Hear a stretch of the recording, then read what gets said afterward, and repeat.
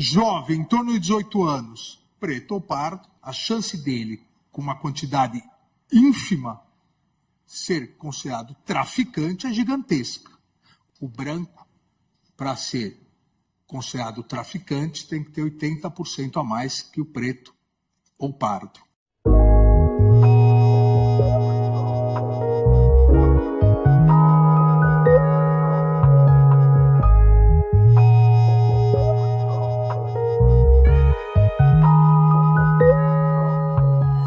A nossa planta chegou na África por volta do século X e esteve presente na vida dos povos africanos em tradições sociais, espirituais e medicinais. Era queimada em altares, inalada em rituais e foi até empregada como moeda de troca. Ao cruzarem o Atlântico como pessoas escravizadas, esses homens e mulheres trouxeram muito mais do que cultura e história. Eles carregavam consigo sementes da planta escondidas em suas últimas posses, roupas, tangas, bonecas de pano ou até escondidas no cabelo. Assim, a planta que acompanhou gerações na África desembarca no Brasil, onde, em meio ao trabalho forçado, a erva se torna uma das poucas coisas que oferece um elo com a terra natal para pessoas exaustas e violentadas. Salve galera, meu nome é Luiz, Natural Mystic Ganja, você tá na Natural TV e hoje a gente vai falar um pouco sobre a história da erva aqui no Brasil. A gente sempre vai se referir aí à nossa querida sativa sagrada como a planta, como a erva,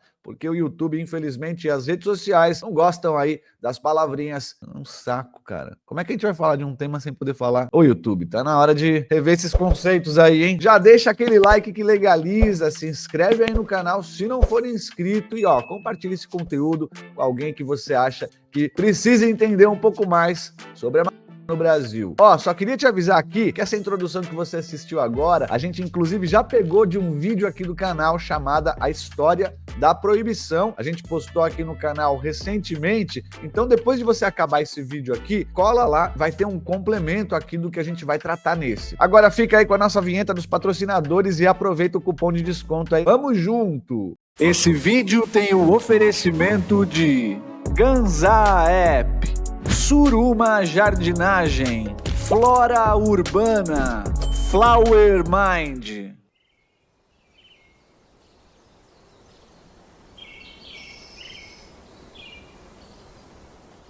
A planta na África.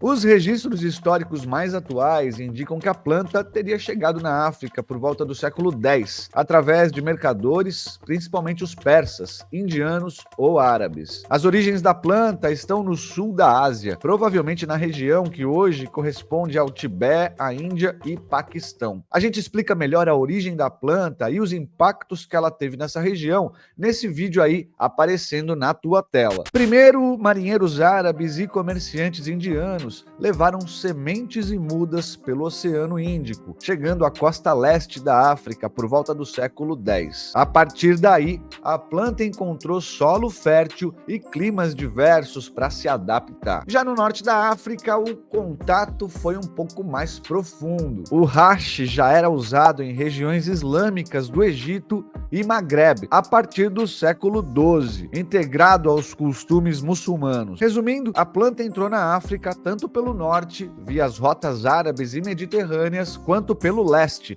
via comércio do Índico. E ali ela encontrou um verdadeiro berço natural. Cada região moldou a erva de acordo com seu clima, solo e interações humanas. No leste e sudeste africano, surgiram linhagens conhecidas pela altura e pela floração longa, adaptadas ao sol forte e à estação chuvosa. No norte e no Maghreb, a erva ganhou traços mais compactos, apropriados para as extrações. Já no sul da África, onde comunidades bantas já tinham tradições agrícolas consolidadas, a cannabis se incorporou rapidamente ao ciclo agrícola. E claro, né, de toda essa diversidade, nasceram genéticas que até hoje são referências mundiais, como a Durban Poison, que surgiu na cidade portuária de Durban, na África do Sul. E caso você não saiba, é uma landrace aí pura, ou seja, uma variedade que evoluiu naturalmente em seu ambiente original, sem intervenções humanas significativas. Galera, vamos lembrar que essa planta chega no continente africano no século X. E durante 400 a 500 anos, a planta foi se desenvolvendo por lá, se adaptando e se torna parte cultural local, com usos rituais, medicinais, religiosos e sociais. E em 1500, com a chegada aqui dos portugueses no Brasil, os primeiros africanos já eram trazidos como mão de obra escravizada. Ou seja, o peso que essa planta tem aqui logo na sua chegada já é totalmente diferente. É exatamente o que eu te disse lá na introdução do vídeo, você lembra? Assim, a planta que acompanhou gerações na África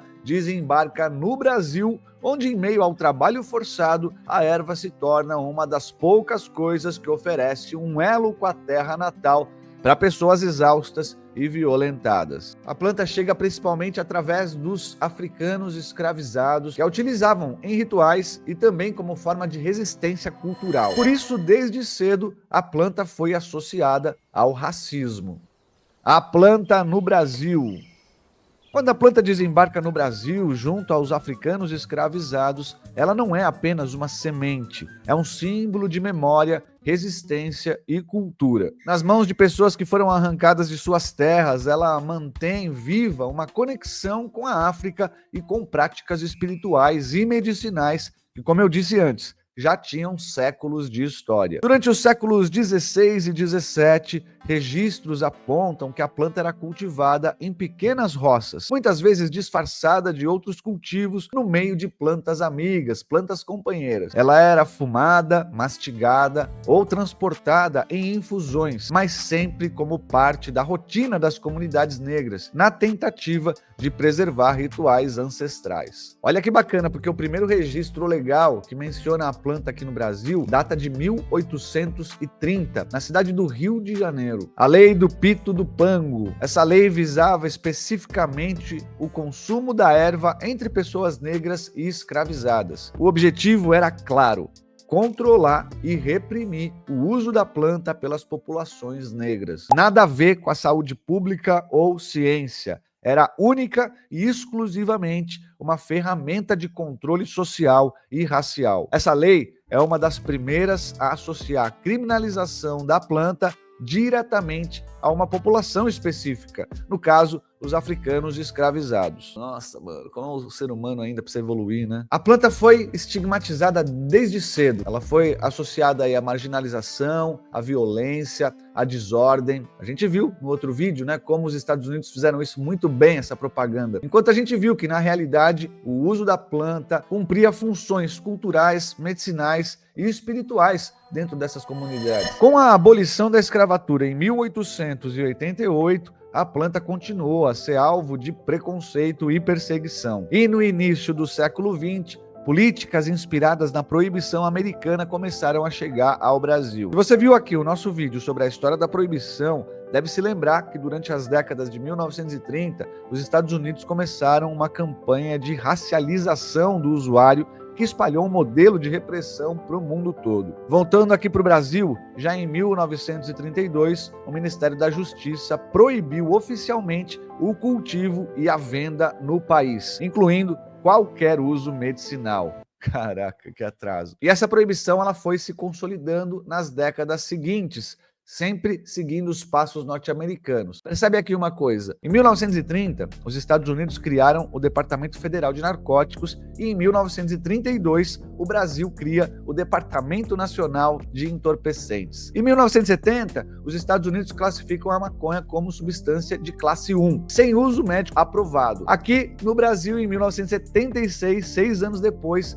proíbe o cultivo, a venda e o uso medicinal. Logo depois, o famigerado Nixon inicia aí oficialmente a guerra às drogas dos Estados Unidos e em 1980 o Brasil entra na sua fase mais dura de repressão com o aumento das prisões. Começa aqui o encarceramento em massa. Essa guerra contra a planta, com o uso da desinformação e mídia como armas, continua até hoje.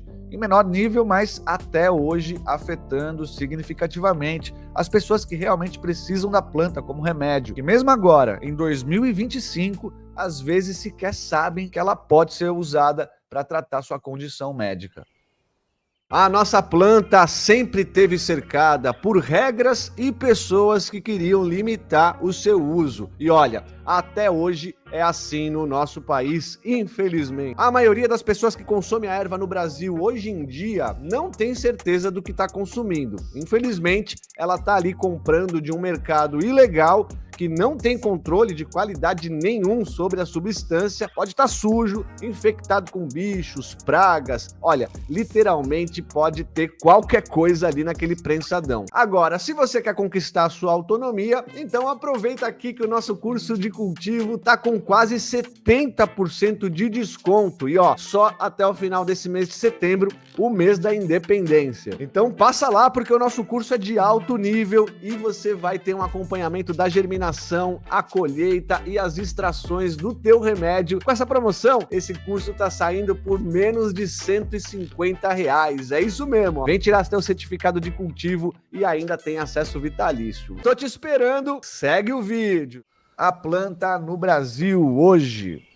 Hoje, em 2025, a trajetória da planta no Brasil segue marcada aí por avanços e também por desafios. A decisão do STF em junho de 2024 descriminalizou o porte de até 40 gramas ou o cultivo de até 6 plantas fêmeas para consumo pessoal. Essa medida representa um passo significativo, mas não significa que a planta seja legalizada, nem que seu consumo seja aceito pela sociedade. No campo medicinal, o Brasil tem avançado. A Anvisa está atualizando as normas para produtos de cannabis medicinal com expectativa de publicação até setembro desse ano e a gente vai acompanhar aqui na Natural TV. Além disso, o mercado brasileiro de cannabis medicinal movimentou 853 milhões de reais em 2024, um aumento aí de 22% em relação ao ano anterior, com a projeção de atingir R$1 bilhão até o fim de 2025. Apesar desses avanços, a realidade,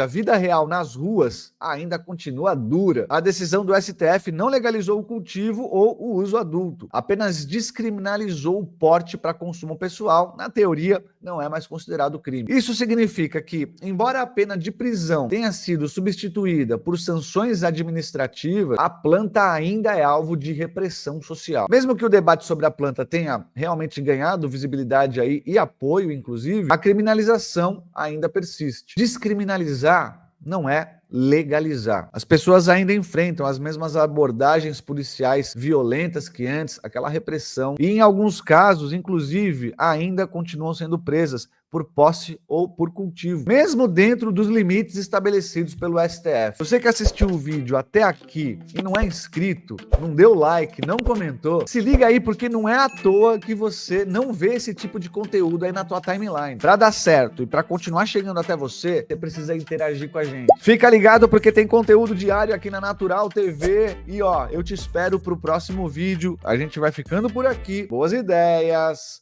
Bom cultivo!